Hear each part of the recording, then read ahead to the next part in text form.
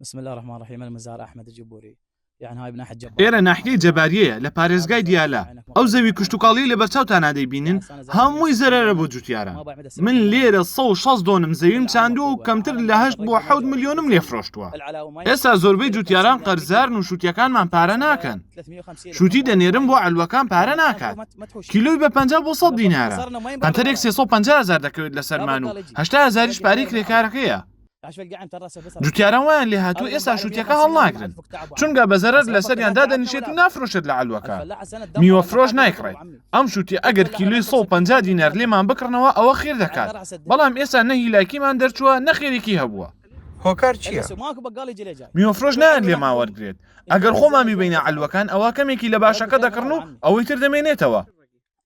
یفرۆشیاریش کیلۆی لە 500 بە 750 دینار دەفرۆشێت. ئێستا پیکابێک لە عەلوەکە بە 50 بۆ 30,000 دەکردنەوە و 25 دەدەنە کری گواستنەوە. 10,000ش کرێکاری ترسیمان بۆ دەمێنێتەوە. بۆ ئەوە لێتان هەرزان دەکڕن؟ هەر بە بەلاش لێمان دەکڕنەوە و میوە فرۆشیش سەرونی وەی قازانج دەکات.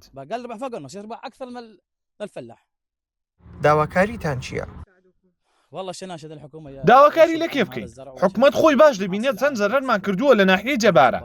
ئەوەی ڕوو دەدات کارەساتە. خەڵک ماڵ و ئۆتۆمبیلی دەفرۆشێت تا لەم زەرەرە دەربچێت و پارەی نووسنگەکانی کشتتوکاڵی بداتەوە. چەند دۆنەمت چاندبوو؟ نزیکەی 165 دۆنم زەویم چاندووە. چەندت لێ فرۆشتووە؟ کەمتر لە 7 ملیۆنم فرۆشتووە و پارەی کرێکارەکانم دەرنەکردووە. بس العمال ما فكت ذبيت عليها. بس عمال ما ذبيتها الله شاهد عليه ما طلع